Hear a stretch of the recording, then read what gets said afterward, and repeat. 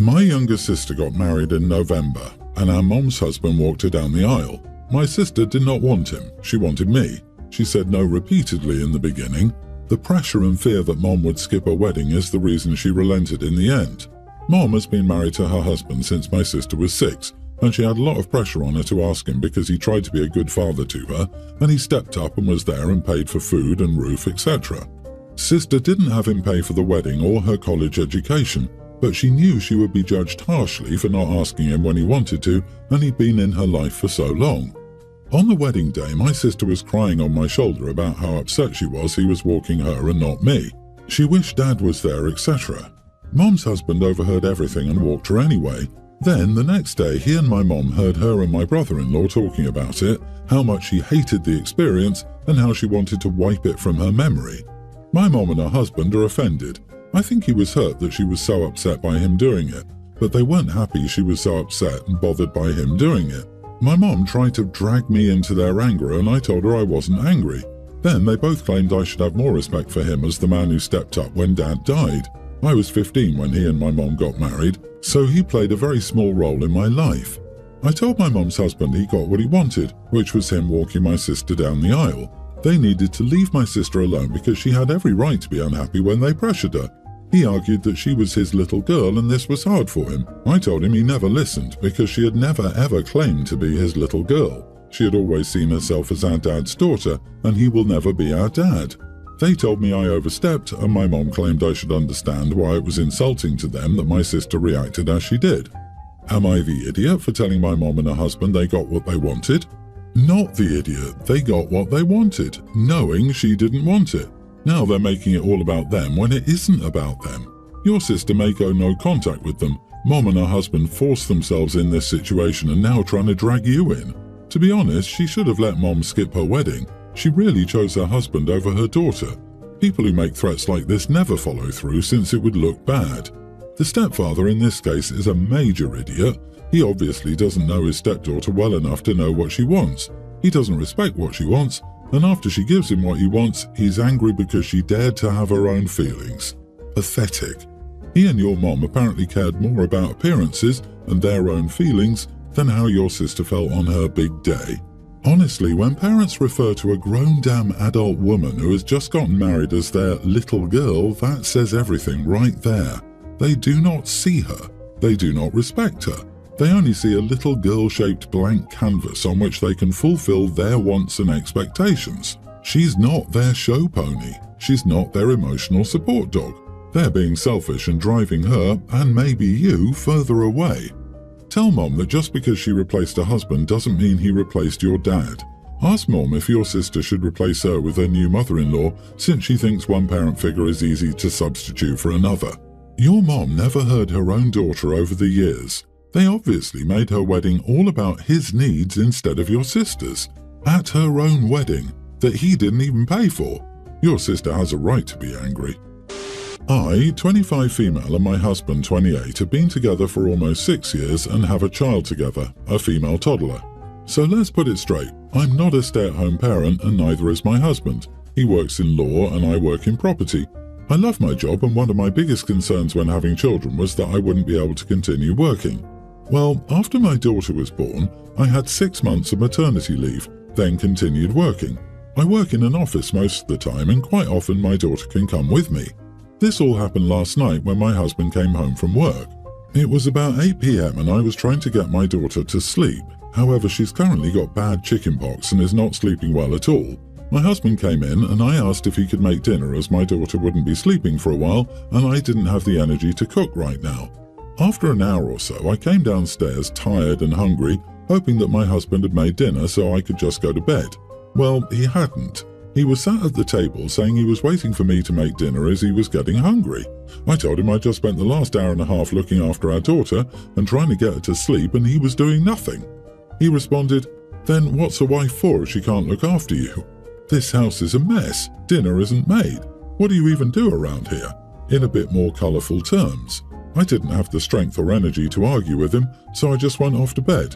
But he's calling me the idiot, and his mother is on his side, sending angry messages to me like, "I knew you were never good enough for my son," and "It's the wife's job to look after the babies and house. Stop trying to make him do that." So, am I the idiot? Editing to add, before kids we didn't live together. We got married when my daughter was 9 months old and moved in together about a month or two before I got pregnant. I used to enjoy cooking, so that was never a big issue, and my apartment was always a mess before and after he moved in. Not the idiot. He's a giant child to go crying to mommy. Let me tell you how a real man should be. I work full-time, more than full-time usually. My wife is a stay-at-home mom with our newborn. I do almost all of the grocery shopping and errands. I do most of the dishes. I do some laundry. I do the fixing of crap around the house. I do a heck of a lot more things. Why? Because that's life. She's busy with crap too. Just because what she does doesn't earn cash, it saves us money. Tell his butt to man the heck up. Look, even if you were a stay-at-home mom, your child has chicken pox. He's more than capable of cooking his own dinner. He has a sick child, so he should assist you and take the load off. You have done absolutely nothing wrong. Block your mother-in-law and have a long, hard conversation with your husband about expectations. He does not get to sit around and do nothing while you're caring for a sick child. Yeah, does he have a condition which renders him incapable of rational thought? Does he cling to the old-fashioned belief that only women can cook, care for children and clean? If that's the case, an amputation is in order, the kind where the misogynist spouse is amputated from the marriage. You work inside the home and outside of it too. You are strong, he is weak. You don't need him. If he works in law, he should know that you have a position of strength in this scenario. I wish you well. My wife and I have our family going to some family therapy right now, which is us, my son, teen, my stepson, tween, and my stepdaughters, both pre-tweens. My first wife died 9 years ago and I married my wife 6 years ago. We try to make a very happy and healthy blended family. It's not a Brady Bunch situation, but with the hope for love to flourish between us all, and at the least, the appropriate respect to be shown to every household member. My son has been resistant to being part of the family. He had grief therapy after his mom died, and he was still in therapy when I met my wife. I communicated with him and allowed him to speak to me about any reservations he had, but he didn't say anything. So we got married and blended our families. Only he goes out of his way to not spend time as a family and is resistant to a time when it's not just him and me. He always says no to spending time with his step-siblings. He calls himself an only child and claims he has only one parent since his mom died. He's rude at times. Sometimes he'll ignore a question from his step-siblings, or he'll tell my wife she's not his mom and she doesn't get to ask to see his homework. She does this sometimes if she's the only adult at home and makes sure the kids have their homework done. We decided family therapy could be beneficial, and for the first few weeks it was going okay. He admitted he didn't love my wife or stepchildren, which was fine. He was open that he didn't like me getting remarried, which I did suspect. But hearing him say it was a sign of communication, which I did want us to have in therapy. Yesterday, things got out of hand. We all got to speak over the weeks and be honest about our feelings and what we wanted to work on. Yesterday, the therapist suggested some things to help us come together a bit more as a family, such as some homework that could give us a chance to spend time together just having fun. My son said he wasn't going to take part. The therapist told him it wouldn't be some lame time where it only focused on the younger kids because he was aware that activities being aimed at only the younger siblings would be a drag. But he should try to be open to having fun, at least in the presence of us all. My son said we can't do it because we're not real family, that his step-siblings are not his real siblings, and my wife is not his real mom or his stepmom or his family.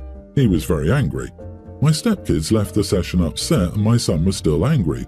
I spoke to him and asked him why he had to be so harsh, and he said it's true that he doesn't give a crap about them. I told him he should find better ways to communicate his feelings, and for his outbursts he could say goodbye to video games for a week. My son told his maternal grandparents, and they told me I had no right to punish him for that. They said I shouldn't be forcing him to attend therapy either. They told me it was time to accept he wanted nothing to do with my wife or stepkids. Am I the idiot? Holy shiznits, Batman, you are the idiot. Do you seriously think that punishing your son for being honest, in a therapy session nonetheless, is going to make him suddenly pivot and start wanting to be part of your little blended dream family? You cannot force relationships and bonds between people. All you're doing is building even more resistance and resentment. You should never punish your son for speaking his feelings openly during therapy. It's completely counterproductive and will only make things worse if your son feels you're using family therapy as a way to bully and silence him. His son will never say his true feelings in family therapy again. Damage is done. He's not there to make you feel warm and fuzzy inside. He's obviously having trouble adjusting, and you force him to fit the mold you've deemed acceptable, and then punishing him when he expresses himself will do more damage than anything else. This was a major failure of you as a parent. Do better. Dude, your teen son isn't ready to move in this direction because you didn't properly prepare him for this new dynamic, and that would be your fault and not his. You need to back the heck off. But for all the damage done, you've probably lost him forever on this family, as he will be 18 soon and will solve his issue on his own by moving out and going no contact with you. And I can honestly say I don't blame him in the least. My female 27 brother 34 and his fiancée female 31 are getting married soon. My husband and I got our invitation and it's all fine. However, this is the problem I'm having with them. I'm not a bridesmaid or in the bridal party because I have a baby, and as she's very young, 4 months now, I was either pregnant or with a newborn during most of the wedding planning. It was for the best. So I'm just a regular guest like everyone else, right? Well, my brother and his fiancée came over a few days after they sent the invitations because they wanted to talk to me. My future sister-in-law basically told me she's got a dress for me and she'd love for me to wear it for their wedding. I was kind of like, okay, thanks. But why? You know? At first, she didn't want to tell me why they'd chosen a dress for me, but finally she told me that I tend to draw too much attention to myself. Last year, our other brother got married and my future sister-in-law thinks she doesn't want to risk having me show up similarly to their wedding. By the way, I wasn't wearing an inappropriate dress or white or anything like that. I was wearing a normal, formal dress. I was very confused by this, and I asked what she meant because, as I said, I know how to dress up for a wedding. I reassured her she shouldn't worry about being outshined because, for starters, it's her wedding day and everyone will be paying attention to the bride and groom.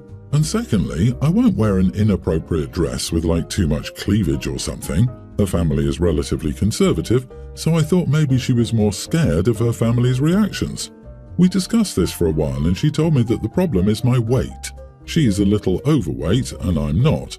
I always had problems gaining weight even while pregnant, so she feels insecure and that's why she wants me to wear a dress that would cover me completely.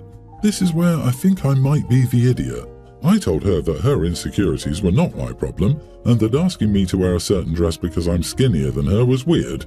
She told me that she knew I'd have this reaction because, supposedly, I always want to be the focus of attention. She also said that my life has always been easier and it's not fair that I want to steal her wedding day as well.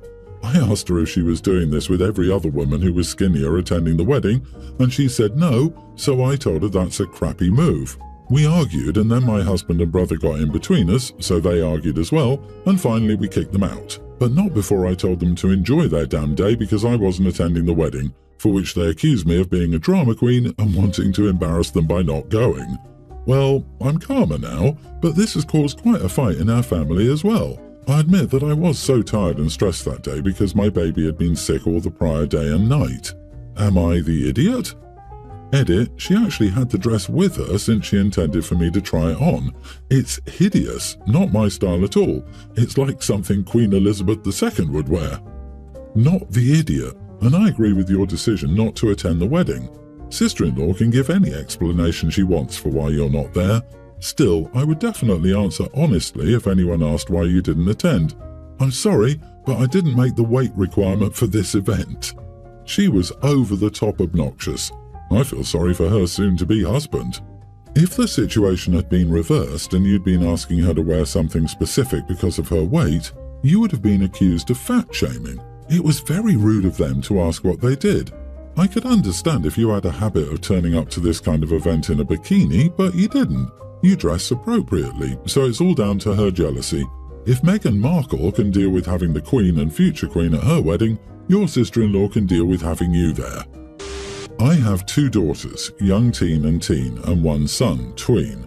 My husband recently left me, and while he does pay child support, I'm no longer able to afford a 4-bedroomed house with only one person providing income. So we had to downsize into a 3-bedroomed house. I gave my daughters the master bedroom while I took the second largest room and gave my youngest the smaller room. Now my daughters think I'm favouring my youngest. They think it's unfair. I'm depriving them of privacy while my brother has privacy. My oldest told me to find a new husband or a better job. My youngest screamed at me, calling me a terrible mom who doesn't care about her kids' privacy. One of my friends also said I should move into the living room, and my daughters think I'm favouring my son by giving him his own room. My daughters are upset, but I can't afford a 4-bedroom house with my current job, and I think giving up the master was a good compromise. Should I move into the living room? Am I favouring my son? Am I the idiot?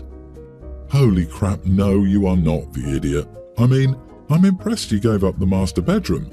You're paying for the house they're all living in, so giving the girls the master bedroom is generous of you.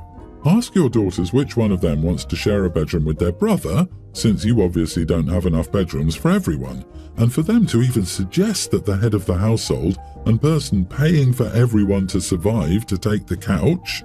Ask them which of them are going to pay rent or mortgage, food, utilities, etc. They're teenagers. They're going to complain. You're doing a great job, OP. Keep doing what you're doing and be the amazing parent you already are.